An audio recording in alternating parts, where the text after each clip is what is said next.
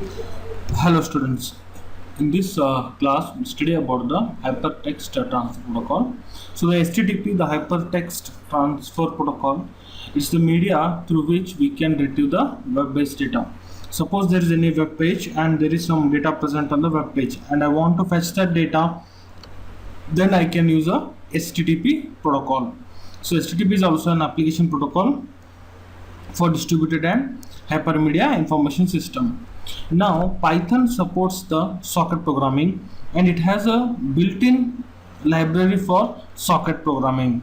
A socket is just like a file, except that single socket provides a two-way communication between two programs. A socket on one end of an application, if sends the data, then the application at the other end can receive the data at the socket.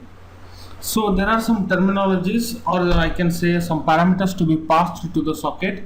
So the first one is AF underscore INET, which indicates an address family or an IP that is used to designate the type of addresses that your socket can communicate with. It can be IPv4 or IPv6, right? Then socket stream, which constant indicating the type of socket, whether it's a TCP or UDP. Then also it indicates the port, a logical endpoint on which the data is received or sent.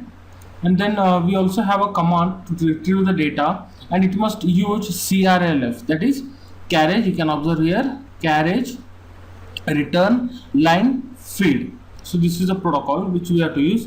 Then encode method is applied on all the strings that will return the byte representation of the strings. So instead of encode method, I can also use the character B at the beginning, which will give the same effect of encode method. Then a decode method returns the string decoded from the given bytes. So now we'll just look at the socket diagrams here. Suppose this is my program, right?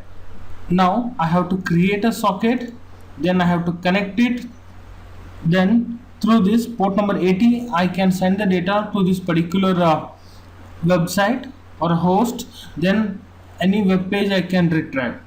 Right, so this is your logical functioning of a socket. Socket on any port, it communicates to your website. So here the website is www.py4e.com. So I can create a socket, then I can send the data, or I can receive the data through my socket.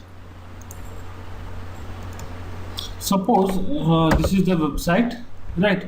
data.pre4e.org/romeo.txt. So this is the content of the web page. Now the web page is having a textual data. This I want to fetch it, right, using an HTTP protocol in my Python program.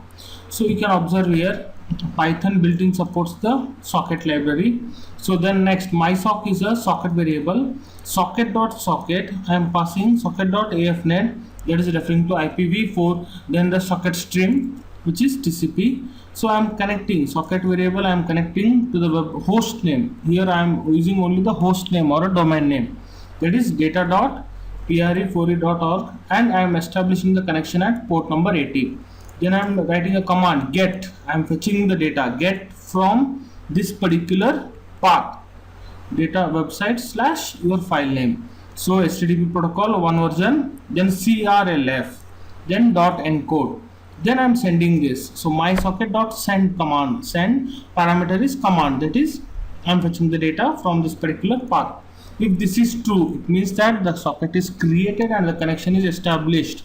Then it will receive the data in 512 bytes of stream of 512 bytes of data. It is stored here in this variable, that is data. And if the length is less than 1, it means there is any error and it has not fetched the data, then it will break, else it will decode it and print. I will just execute this. So you can observe here, so these are the header of that particular website, and this is the content which we saw in the website. So this is the header, status code 200 OK, that is connection is established successfully, and it is running on the server Apache 2.4.18 Ubuntu. Then this is the last modified version. These are the other header tags. Then this is the textual data which we retrieved from that particular website.